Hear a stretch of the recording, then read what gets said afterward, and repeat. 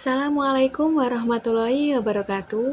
Kembali bersama saya Elsa Amelia, mahasiswi semester 2 Universitas Islam Darul Ulum Lamongan, Fakultas Ilmu Sosial dan Ilmu Politik, Program Studi Ilmu Pemerintahan.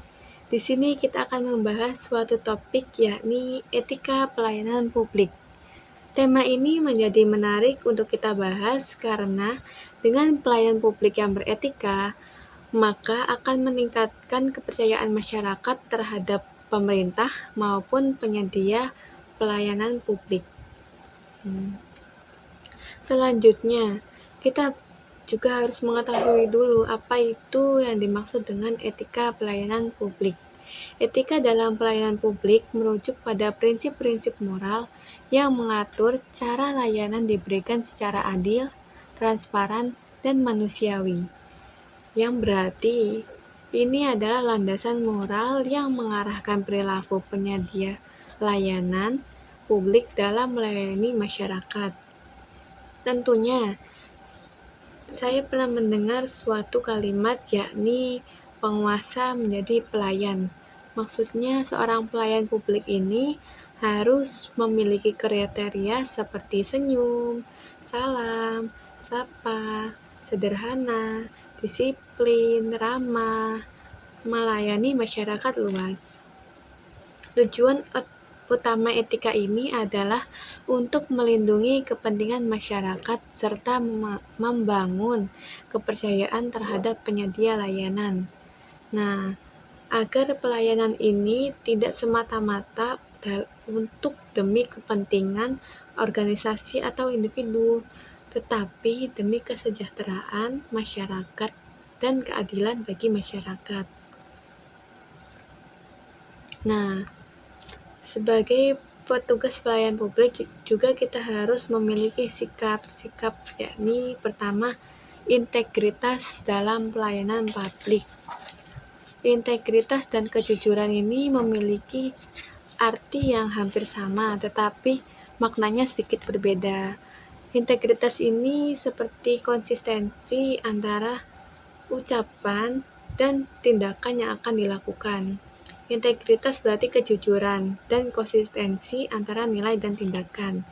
Pada konteks pelayanan publik, khususnya dalam bidang pemerintahan, integritas ini mencakup untuk tidak menyalahkan wewenang, menjaga kepercayaan publik, serta bertindak sesuai dengan nilai moral dan profesional yang berlaku. Nah, pada contoh gambar di samping ini suatu gambar idealnya, yakni tidak menerima suap dalam bentuk apapun itu. Nah, artinya bertindak sesuai dengan prinsip moral meskipun menghadapi berbagai tekanan dan godaan. Membangun budaya integritas untuk meningkatkan kesadaran dan pemahaman serta menumbuhkan kepercayaan publik. Nah, membangun budaya ini bukan hanya cukup lewat aturan saja, tetapi bisa dimulai dari kesadaran pemahaman diri sendiri bahwa ini itu amanah, bukan untuk ladang mencari untung.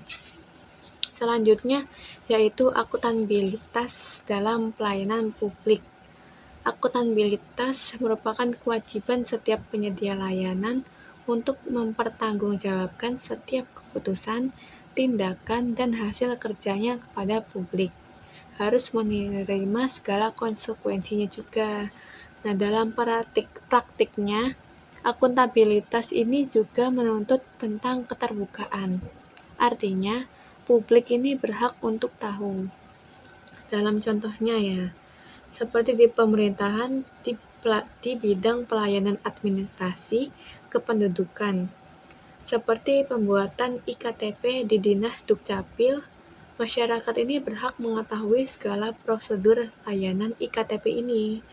Nah, apabila layanan ini tidak jelas, maka masyarakat ini berhak untuk mengkritik atau menuntut.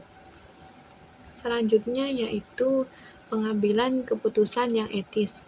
Pengambilan keputusan dalam pelayanan ini harus dilandasi juga oleh prinsip keadilan, transparansi, dan kepentingan umum. Keputusan ini juga harus bebas dari nepotisme maupun konflik kepentingan dan berdasarkan pada data dan informasi yang valid. Nah, dalam jadi ini pengambilan keputusan ini bukan hanya sekedar benar atau salah, tetapi bagaimana pengambilan keputusan ini berpihak kepada masyarakat. Dalam contohnya, semisal dalam penyaluran bansos atau bantuan sosial di beberapa daerah. Salah satunya di desa kawasan Banyumas, proses penerimaan calon penerima bantuan sosial ini dilakukan dengan melalui musyawarah terbuka dan verifikasi data lapangan. Pendekatan ini memastikan bahwa bantuan ini tepat sasaran dan tidak nepotisme. Nah, isu penerapan etika pelayanan publik. Isu-isu ini tentunya sudah beredar di kalangan masyarakat luas dan juga mungkin saja sudah menjadi budidaya. Salah satunya yaitu kurangnya kesadaran dan pemahaman etika. Nah, di sini masih banyak petugas pelayanan publik yang kurang memenuhi kriteria yang diharapkan oleh masyarakat. Petugas yang bersikap tidak ramah, ketus terhadap masyarakat, seperti menyepelekan. Yang kedua yaitu tekanan kepentingan dan ekonomi yang dapat mempengaruhi aparatur. Ini sudah menjadi budaya yang sudah mengakar luas dan tidak heran seperti pada gambar contoh di sini, menerima suap menyuap. Yang ketiga yaitu lemahnya sistem pengawasan dan akuntabilitas. Nah, ini lemahnya pengawasan bisa menjadi suatu isu. Selanjutnya, kesimpulan. Nah, etika dalam pelayanan publik ini penting untuk menjaga kepercayaan masyarakat tentunya, tetapi seringkali diabaikan karena berbagai tekanan. Banyak pelaksana layanan belum benar-benar memahami antara nilai-nilai etika secara konsisten ini.